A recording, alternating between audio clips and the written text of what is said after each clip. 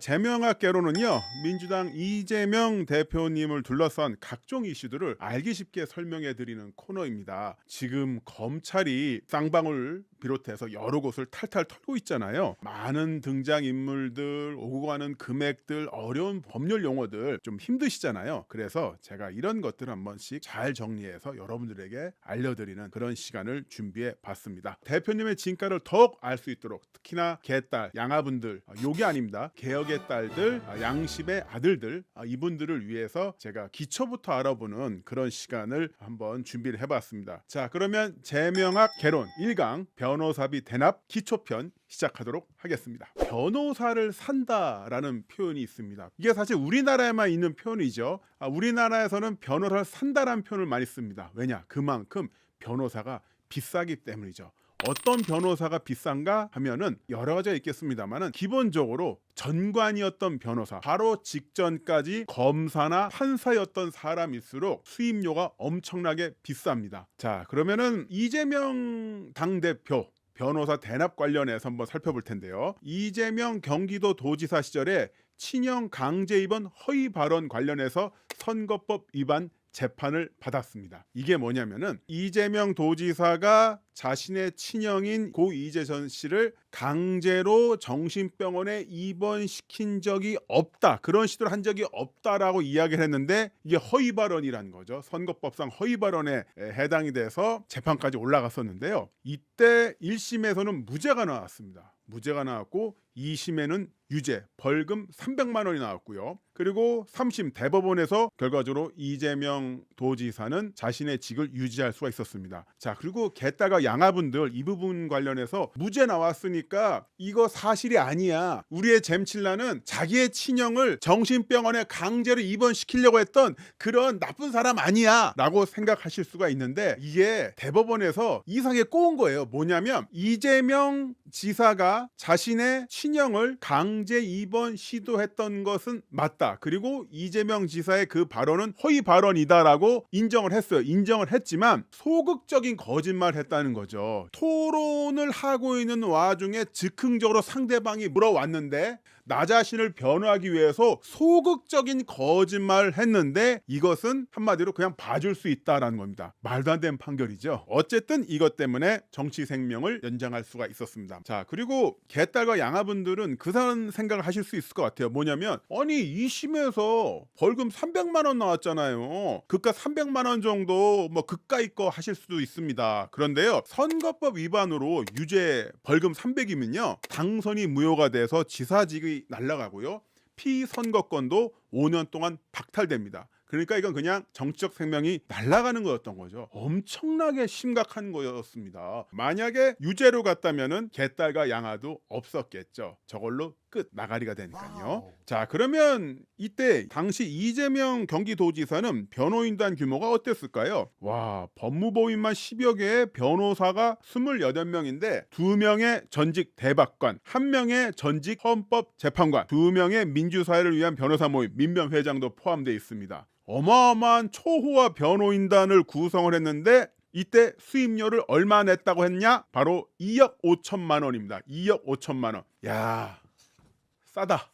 이거 진짜 정말 완전 저렴 가격입니다. 저렴 가격. 자, 당시 이재명 지사는 어떻게 이렇게 싸게 해결했냐라고 하니까 내 친한 친구들이다, 내 동기고 뭐 이렇게 다 아는 사람들이라서 나도 변호사였으니까 싸게 해결한 거다라고 했는데, 김영란법이라 들어보셨죠? 청탁금지법입니다. 이거 위반 소지가 있습니다. 당시 이재명 지사는 선출직 공무원입니다. 공무원이기 때문에 만약에 이 주장이 그대로 먹힌다고 하더라도 청탁금지법 위반 소지가 있는 것이죠. 자, 또 이 잼실라 좋아하시는 분들께서는 이렇게 생각하실 수 있을 거예요. 9월 초에 검찰이 선거법 위반 불기소했잖아요. 그럼 끝난 거 아니에요? 무슨 문제가 있다고 그러는 거예요? 라고 하실 수도 있겠죠. 자, 그런데 검찰이 불기소 결정을 했어요. 여기 보면 선거법 위반 허위 사실 공표에 대해서만 불기소를 한다. 왜냐? 공직선거법 공소시효가 6개월로 아주 짧습니다. 사실상 뭐 끝나기 직전에 불기소 처분을 내린 거예요.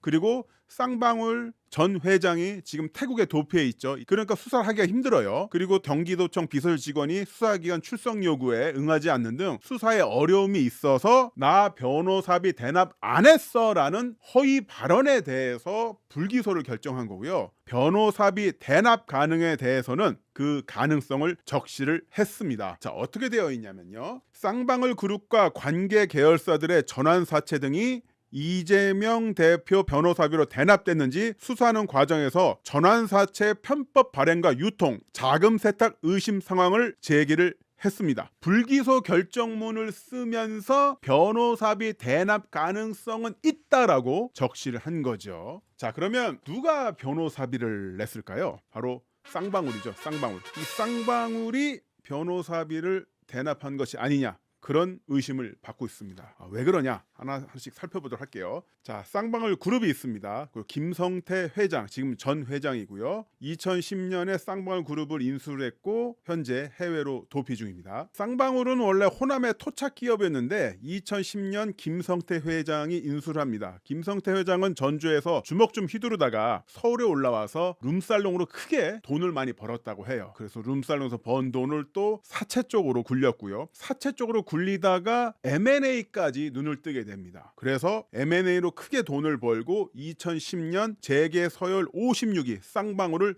인수를 합니다. 그리고 2013년 주가 조작으로 징역 3년, 집행유예 5년을 받기도 했습니다. 주가 조작, 이 부분 유심하게 또 보셔야 됩니다. 오늘 기초편에서는 김성태 전 회장의 주가 조작에 대해서는 더 들어가지 않겠습니다. 하지만 쌍방울, 김성태, 주가 조작 굉장히 유의미한 키워드예요. 자, 일단은 주가 조작은 다음 편에서 말씀드릴게요. 앞서 불기소 결정서에 그 대납 의혹이 적시돼 있었죠.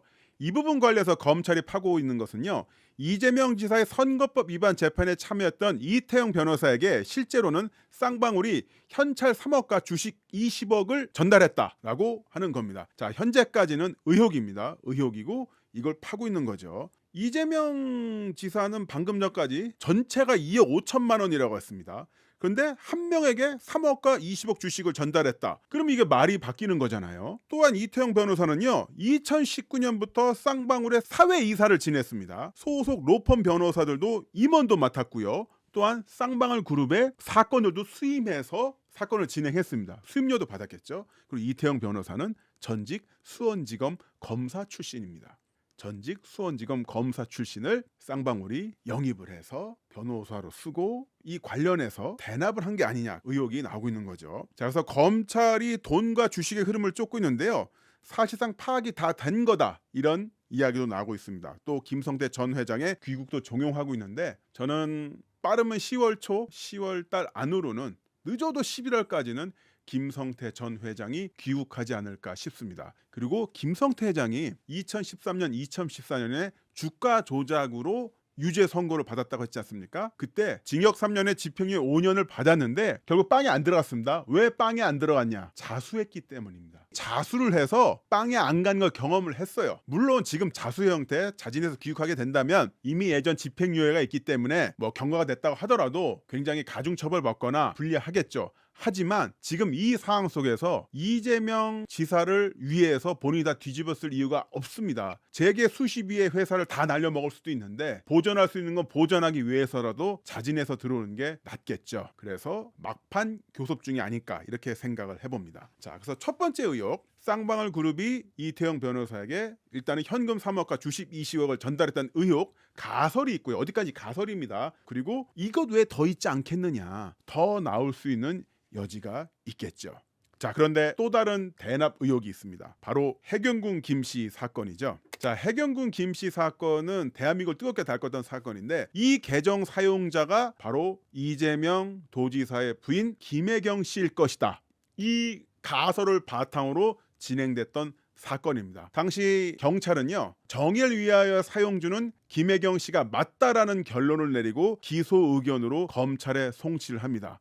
그런데 검찰에서 이걸 뭉개죠. 사건을 진행을 안 시켰어요. 근데 여기 관련해서도 많은 개딸과 양아분들이 그 무죄 나왔다, 무혐의 나왔다라고 하는데 무혐의가 나온 게 아니라 사건을 더 안 판 겁니다. 진행 안 시켰어요. 당시 해경군 김씨 사건을 맡았던 변호사가 아까 나왔던 이태영 변호사도 있고요. 나승철 변호사란 분도 있습니다. 이 두 분이 이 사건을 맡았는데 이때 맡았던 수임료가 좀 저렴해요. 나승철 변호사는 1,100만 원, 이태영 변호사는 1,200만 원인데 너무 적다 이겁니다. 그래서 검찰이 이거 너무 적은데 이것도 대납한 게 아니냐, 누가 대신 내준 게 아니냐라는 가능성을 불기소 결정문에 적어놨습니다. 이게 만약에 해경군 김씨, 김혜경 씨로 결정이 나면 그래봤자 뭐 벌금 뭐 50만 원 아니면 뭐 70만 원 나겠죠. 뭐 그냥 악플 쓴 거니까 그 정도 나올 텐데 이재명 도지사는 사실상 멸문지화를 당하게 됩니다. 민주당 정치인인데 봉화마을 못 가고요. 문재인 대통령이 못 만나고요. 액수와 관계없이 그간 해왔던 말도 다 거짓말이었던 것이고 근간이 무너지는 거죠. 재판까지 안 갔습니다만 이 사건